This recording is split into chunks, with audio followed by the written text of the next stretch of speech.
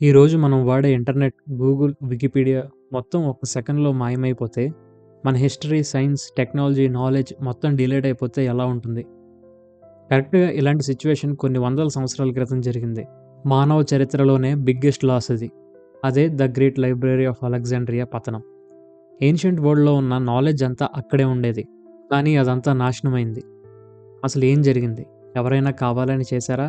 లేదా పెద్ద యాక్సిడెంట్ ఏమైనా జరిగిందా? ఈరోజు మన వీడియోలో ఆ అపారమైన జ్ఞాన సంపద ఎలా నాశనమైందో, దానికి గల కారణాలేంటో తెలుసుకుందాం. Let's get into the video. అసలు ఈ లైబ్రరీ ఆఫ్ అలెగ్జాండ్రియా అంటే మామూలు విషయం కాదు. ఈజిప్ట్‌లోని అలెగ్జాండ్రియా సిటీలో అలెగ్జాండర్ ది గ్రేట్ చనిపోయిన తర్వాత అతని జ్ఞాపకార్థం కట్టించిన ప్లేస్ ఇది. ఇది జస్ట్ బుక్స్ దాచుకునే ప్లేస్ కాదు. It was like a massive university. అప్పట్లో రూలర్స్‌కి ఇన్ఫర్మేషన్ ఈజ్ పవర్ అని బాగా తెలుసు. అందుకే ప్రపంచంలో ఎక్కడ ఏ కొత్త బుక్ రాసినా, ఏ రకమైన పరిశోధనకు సంబంధించిన పుస్తకం రాసినా, దాని ఒరిజినల్ కాపీ తెచ్చి ఇక్కడ పెట్టేవారు. ఓన్లీ దానికి సంబంధించిన ఇతర కాపీస్‌ని మాత్రమే బయటికి పంపేవారు. ఆల్మోస్ట్ 5-7 లక్షల పైపరస్ స్క్రోల్స్ ఉండేవని హిస్టోరియన్స్ ఎస్టిమేట్ చేస్తున్నారు. Imagine that. Philosophy, mathematics, astronomy, medicine ఇలా అన్ని టాపిక్స్ అక్కడ ఉండేవి. ఆర్కిమిడీస్, యూక్లిడ్ వంటి గ్రేట్ మాస్టర్ మైండ్స్ ఇక్కడ వర్క్ చేశారు. వరల్డ్ మొత్తం నుండి స్కాలర్స్ ఇక్కడికి రీసెర్చ్ కోసం వచ్చేవారు. ఇది ఒక నాలెడ్జ్ హబ్ అన్నమాట. ఈ లైబ్రరీ స్ట్రక్చర్ కూడా చాలా ఇంట్రెస్టింగ్‌గా ఉండేది. ఇది మెయిన్‌గా 2 భాగాలు. ఒకటి మ్యూజియం, ఇంకొకటి సెరాఫియం. మ్యూజియం అనేది main royal library. Scholars research చేసుకునే ప్లేస్. రాయల్ ఫ్యామిలీకి దగ్గరలో ఉండేది. సెరాఫియం ఏమో కొంచెం పబ్లిక్ లైబ్రరీ అన్నమాట. పెద్ద పెద్ద lecture halls, gardens, dining halls, అబ్బో! చాలా ఫెసిలిటీస్ ఇక్కడ ఉండేవి. అప్పట్లో టెక్నాలజీ లేకపోయినా నాలెడ్జ్‌ని ప్రిజర్వ్ చేయాలనే ఫ్యాషన్ చాలా మందికి ఎక్కువగా ఉండేది. ప్రతి స్క్రోల్‌ని కేర్‌ఫుల్‌గా కేటగరైజ్ చేసి పెట్టేవారు. మరి ఇంత పవర్‌ఫుల్ అండ్ ఆర్గనైజ్డ్‌గా ఉన్న లైబ్రరీకి ఏమైంది? అసలు ఈ మిస్టరీకి మెయిన్ రీజన్ ఎవరు? ఇక్కడే ఈ కథ ఇంట్రెస్టింగ్‌గా మారుతుంది. హిస్టరీలో ఈ లైబ్రరీ డిస్ట్రక్షన్ గురించి మాట్లాడినప్పుడు ఫస్ట్ వినిపించే పేరు జూలియస్ సీజర్. అరౌండ్ 48 బీసీ టైంలో సీజర్‌కి ఈజిప్ట్‌లో సివిల్ వార్ జరుగుతున్నప్పుడు క్లియోపాత్రా సపోర్ట్ కోసం వెళ్ళాడు. అక్కడ హార్బర్‌లో ఉన్న ఎనిమీ షిప్స్‌ని తగలబెట్టడానికి ఆర్డర్ ఇచ్చాడు. అయితే ఆ మంటలు కంట్రోల్ తప్పి గాలి వల్ల సిటీలోకి వ్యాపించాయి. ఆ మంటల్లో లైబ్రరీకి సంబంధించిన చాలా బుక్స్ కాలిపోయాయని కొన్ని ఏన్షియంట్ రికార్డ్స్ చెప్తున్నాయి. కానీ ఇక్కడ ఒక పెద్ద డిబేట్ ఉంది. సీజర్ తగలబెట్టింది మెయిన్ లైబ్రరీనా లేదా హార్బర్ దగ్గర ఉన్న వేర్ హౌస్‌లో దాచిన బుక్సా? కొంతమంది హిస్టోరియన్స్ ఏమంటారంటే సీజర్ వల్ల డ్యామేజ్ అయింది నిజమే కానీ లైబ్రరీ మొత్తం డిస్ట్రాయ్ అవ్వలేదు. సో సీజర్ వల్ల పెద్ద దెబ్బ తగిలింది కానీ లైబ్రరీ కంప్లీట్‌గా నాశనం అవ్వలేదు. త్వరలోనే మళ్ళీ రికవరీ అయింది. రోమ్ నుండి చాలా బుక్స్ సీజర్ గిఫ్ట్‌గా తెప్పించాడు. కానీ ఫ్రెండ్స్, నిజం చెప్పాలంటే ఒక లైబ్రరీని డిస్ట్రాయ్ చేయాలంటే పెద్ద పెద్ద మంటలే అక్కర్లేదు. నెగ్లెక్ట్ చేస్తే చాలు. రోమన్ ఎంపైర్ పవర్‌లోకి వచ్చాక అలెగ్జాండ్రియా ఇంపార్టెన్స్ తగ్గిపోయింది. ఫండింగ్ తగ్గింది. స్కాలర్స్ రావడం మానేశారు. లైబ్రరీ మెయింటెనెన్స్ లేక పాడవడం స్టార్ట్ అయింది. ఒక స్లో పాయిజన్ లాగా. ఒక పక్క ఫైనాన్షియల్ ప్రాబ్లమ్స్, ఇంకో పక్క పొలిటికల్ గొడవలు.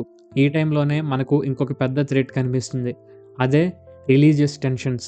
సొసైటీ మారుతున్న కొద్దీ లైబ్రరీ మీద అటాక్స్ పెరిగాయి. అరౌండ్ 391 ఏడీ టైంలో రోమన్ ఎంపైర్‌లోకి క్రిస్టియానిటీ అఫీషియల్ రిలీజియన్ అయింది. అప్పుడు అలెగ్జాండ్రియాలో ఉన్న బిషప్ థియోఫిలస్ పేగన్ టెంపుల్స్‌ని అంటే పురాతన దేవాలయాల్ని డిస్ట్రాయ్ చేయమని ఆర్డర్ ఇచ్చాడు. ఆ టైంలో మనం ముందు చెప్పుకున్న సెరాఫియం అంటే సెకండ్ లైబ్రరీ పార్ట్ మొత్తం డిస్ట్రాయ్ చేశారు. అందులో చాలా వాల్యుబుల్ స్క్రోల్స్ ఉన్నాయి. ఇది మాత్రం కన్ఫర్మ్‌గా జరిగిన ఈవెంట్ అని హిస్టోరియన్స్ చెప్తుంటారు. సో రిలీజియస్ గొడవల వల్ల లైబ్రరీలో ఒక పెద్ద భాగం కోల్పోయారు. ఫ్రెండ్స్, వీడియో కంటిన్యూ చేసే ముందు మీరు ఇంకా మన ఛానల్‌ని సబ్స్క్రైబ్ చేయకపోతే మరిన్ని ఇలాంటి ఇంట్రెస్టింగ్ వీడియోస్ కోసం మన ఛానల్‌ని సబ్స్క్రైబ్ చేసుకొని పక్కనే ఉన్న బెల్ ఐకాన్‌ని యాక్టివ్‌లో పెట్టుకోండి. ఈ వీడియో నచ్చితే గనక తప్పకుండా లైక్ చేయండి. ఈ వీడియో మీద మీ ఒపీనియన్‌ని కింద కామెంట్ చేయండి. ఓకే. ఈ ఈవెంట్ తర్వాత లైబ్రరీ ఆల్మోస్ట్ నాశనం అవ్వడానికి చివరి దశకొచ్చేసింది. కానీ స్టోరీ ఇక్కడితో ఆగిపోలేదు. ఇంకొక ఫైనల్ థియరీ ఉంది. ఈ ఫైనల్ థియరీ ఏంటంటే 642 ఏడీ టైంలో ముస్లిం ఆర్మీ ఈజిప్ట్‌ని ఆక్రమించినప్పుడు ఖలీఫా ఒమర్ ఆర్డర్ ప్రకారం లైబ్రరీలో మిగిలిన బుక్స్ అన్ని తగలబెట్టేశారు. ఒక పాపులర్ స్టోరీ ఉంది. స్టోరీ ప్రకారం ఈ బుక్స్‌లో ఉన్న మ్యాటర్ ఖురాన్‌కి ఎగనెస్ట్‌గా ఉంటే అవి మనకు అవసరం లేదు, వాటిని తగలబెట్టేయమని ఒమర్ చెప్పాడంట. లేదు ఖురాన్‌కి సేమ్‌గా ఉంటే మనకు ఆల్రెడీ ఖురాన్ ఉంది కదా! అయినా సరే మనకి పుస్తకాలు అవసరం లేదు, తగలబెట్టేయమన్నాడంట. ఎలా చూసినా ఈ బుక్స్ వేస్ట్ అని అతను ఫిక్స్ అయిపోయాడు. కానీ ఈ థియరీని చాలామంది మోడర్న్ హిస్టోరియన్స్ నమ్మరు. ఎందుకంటే ఈ స్టోరీ ఈ ఈవెంట్ జరిగిన 300 సంవత్సరాల తర్వాత రాసిన బుక్స్‌లో కనిపించింది. ఇప్పటికే లైబ్రరీ ఆల్రెడీ పాడైపోయింది. పెద్దగా బుక్స్ ఏమీ మిగల్లేదని వాళ్ళ వాదన. సో, ఇప్పుడు మనం 3 పెద్ద థియరీస్‌ని చూసాం. 1 జూలియస్ సీజర్ మంటలు, 2 థియోఫిలస్ అటాక్, 3 అరబ్ ఆక్రమణ. ఇందులో ఏది నిజం? అసలు రియల్ మిస్టరీ ఏంటంటే, లైబ్రరీ ఎప్పుడు పోయింది అనే దానికి సరైన ఎండ్ డేట్ లేదు. ఇది ఒక్క రోజులో జరిగిన ఇన్సిడెంట్ కాదు. కొన్ని వందల సంవత్సరాలుగా జరిగిన process. Fire accidents, earthquakes, maintenance లేకపోవడం, రిలీజియస్ గొడవలు ఇవన్నీ కలిసి ఆ గ్రేట్ లైబ్రరీని మాయం చేశాయి. పైపరస్ స్క్రోల్స్ చాలా డెలికేట్‌గా ఉంటాయి. వాటిని ప్రాపర్‌గా ప్రిజర్వ్ చేయకపోతే ఆటోమేటిక్‌గా పాడైపోతాయి. ఇప్పుడు చెప్పుకున్న స్టోరీలో వీళ్ళ ముగ్గురు మెయిన్ విలన్స్ కాదు. అసలైన విలన్ కాలం, టైం. రీజన్ ఏదైనా లాస్ మాత్రం మనదే. హిస్టోరియన్స్ ఎస్టిమేషన్ ప్రకారం మనం ఏన్షియంట్ వరల్డ్ నాలెడ్జ్‌లో జస్ట్ 1% మాత్రమే సేవ్ చేసుకోగలిగాం. మిగిలిన 99% ఆ లైబ్రరీతో పాటే పోయింది. ఇమాజిన్ ఫ్రెండ్స్, మేబీ ఇక్కడ స్టీమ్ ఇంజిన్ గురించి ఐడియాస్ ఉండి ఉండొచ్చు. లేదా అడ్వాన్స్డ్ మెడిసిన్ గురించి ఉండొచ్చు. అట్లాంటిస్ లాంటి లాస్ట్ సిటీస్ గురించి మ్యాప్స్ ఉండొచ్చు. ఇలాంటివన్నీ అంటే మనకు తెలియని సైన్స్‌కి ప్రూవ్ అయ్యే టెక్నాలజీ ఉండి ఉంటే, మన టెక్నాలజీ ఇప్పుడు ఇంకా 100 ఇయర్స్ అడ్వాన్స్డ్‌గా ఉండేదేమో.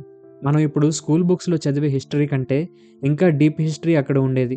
కొన్నిసార్లు అనిపిస్తుంది మన మనుషులు స్టూపిడిటీ వల్ల మనం ఎంత కోల్పోయామో అని. ఇది మనకొక పెద్ద lesson.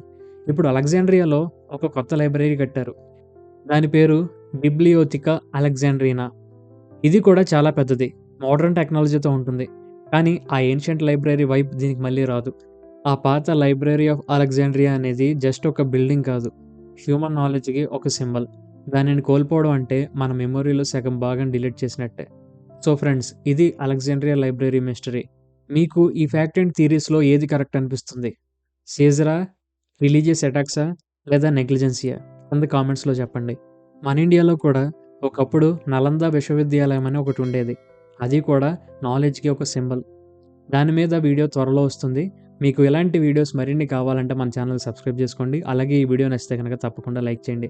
Thank you guys. Thank you for watching. Stay tune on explain Telugu.